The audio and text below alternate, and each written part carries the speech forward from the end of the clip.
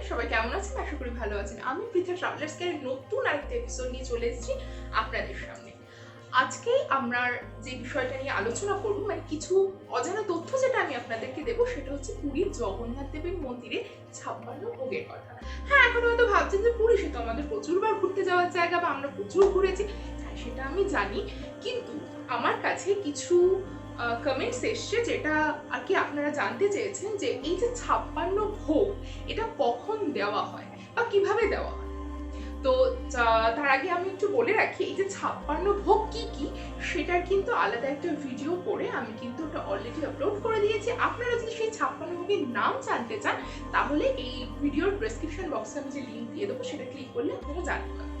সে যাই হোক, এখন আমরা যেটা জানবো বা যে বিষয়টা নিয়ে আমরা আলোচনা করবো সেটা হচ্ছে যে 56 ভোগটা কখন কখন জগন্নাথ দেবকে, পুরীর জগন্নাথ দেবকে, সুভদ্রা এবং বলরামকে নিবেদন করা হয়।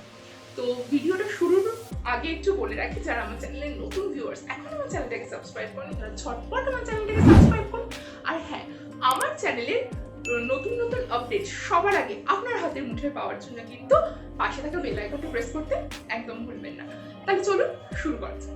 জগন্নাথ দেবের মন্দিরে মাদুলা পঞ্জিকার নিয়ম অনুযায়ী কিন্তু পুরীতে জগন্নাথ দেবের মন্দিরে ভোগ নিবেদন করা হয়। জগন্নাথ দেবকে মোট 6 বার, দিনে 6 বার ভোগ নিবেদন করা হয়। প্রথম যে ভোগটা জগন্নাথ দেবকে দেওয়া হয় সেটা সকাল 7টা থেকে 8টার মধ্যে নিবেদন করা হয়। জগন্নাথ দেবকে সকাল 7টা থেকে 8টার মধ্যে প্রথম যে ভোগটা দেওয়া হয় তার নাম গোপাল বল্লভ। এই সময় মোট 4 প্রকারের ভোগ জগন্নাথ দেবকে নিবেদন করা হয়। এরপর সকাল 10টা নাগাদ জগন্নাথ দেবকে আবার ভোগ নিবেদন করা হয়, যাকে বলা হয় সকালা ধূপা অথবা রাজভোগ। এই সময় জগন্নাথ দেবকে মোট 20 রকমের ভোগ দেওয়া হয়। এরপর সকাল 11টা নাগাদ জগন্নাথ দেবকে আবার কিন্তু ভোগ নিবেদন করা হয়। এই ভোগটায় নির্দিষ্ট কিন্তু কোনো রকম কোনো খাবার থাকে না। তার কারণ হচ্ছে আমরা দর্শনার্থীরা যখন পুজো দিতে যাই, পুজো দেওয়ার সময় আমরা জগন্নাথ দেবের ওখান থেকে যে ডালা কিনি সেই সমস্ত ডালা নিয়ে কিন্তু এই সময় পুজো হয়। অর্থাৎ আমাদের কেনার ডালা সেটাই কিন্তু জগন্নাথ দেবকে বেলা 11টার সময় ভোগ হিসেবে নিবেদন করা হয়। এরপর বেলা 12টা থেকে 1টার মধ্যে জগন্নাথ দেবকে দুপুরের ভোগ, অর্থাৎ যাকে বলা হয় মধ্যাহ্ন ভোগা, এই ভোগটি কিন্তু নিবেদন করা হয়। আর এই সময় যে পদ থাকে সেটা পুরো 40 রকমের পদ দিয়ে কিন্তু জগন্নাথ দেবকে এই সময় ভোগ দেওয়া হয়।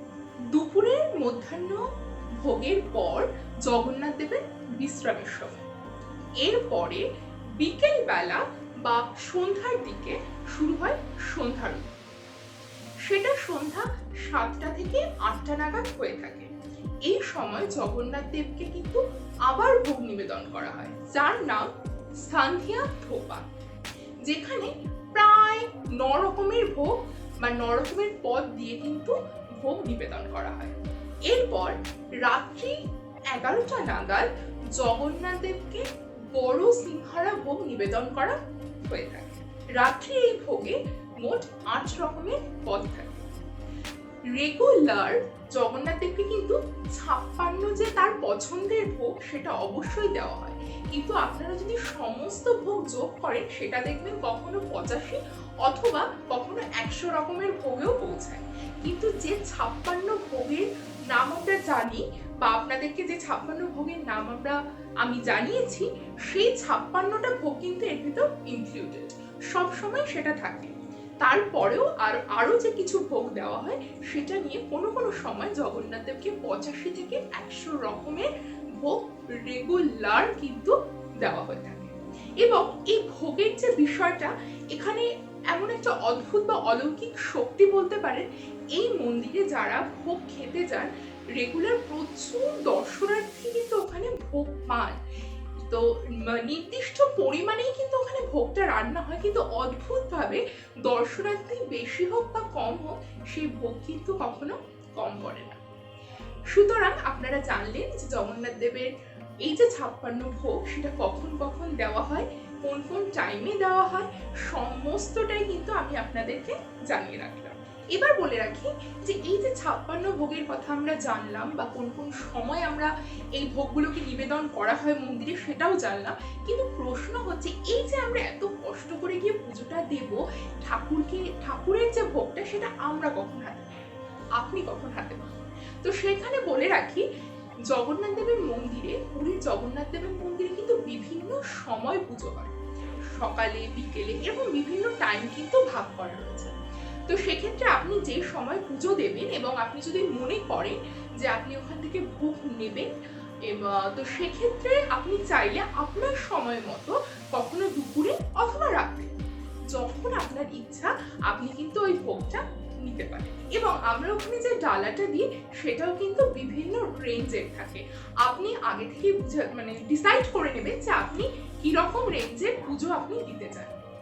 তো যাই হোক, এবার যে ভোগটা রয়েছে ওখানে একটা শুকনো ভোগ থাকে, একটা অন্য ভোগ থাকে, তো আপনি ডিসাইড করবেন যে আপনি কোন ভোগটা নিতে চান।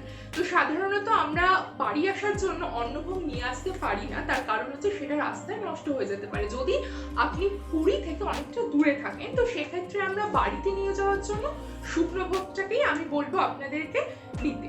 আর আপনারা ওখানে থেকে যদি মনে করেন যে ভোগ গ্রহণ করবেন সেক্ষেত্রে আপনারা কিন্তু অন্য ভোগটা গ্রহণ করতেই পারেন। একবার আপনারা দেখে নিন যে এই অন্ন ভোগের ভেতরে কি কি থাকে।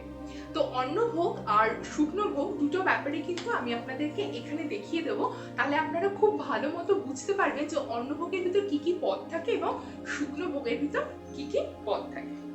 আশা করি আমার এই ভিডিওটা আপনাদের অবশ্যই ভালো লেগেছে।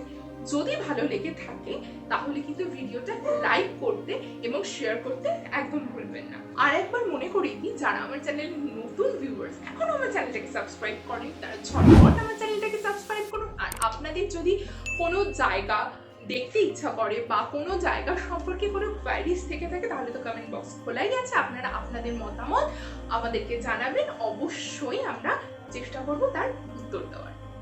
যাই হোক, সাথে থাকুন, সঙ্গে থাকুন, ভালো থাকুন, সুস্থ থাকুন আর দেখতে থাকুন ট্রাভেলার্স।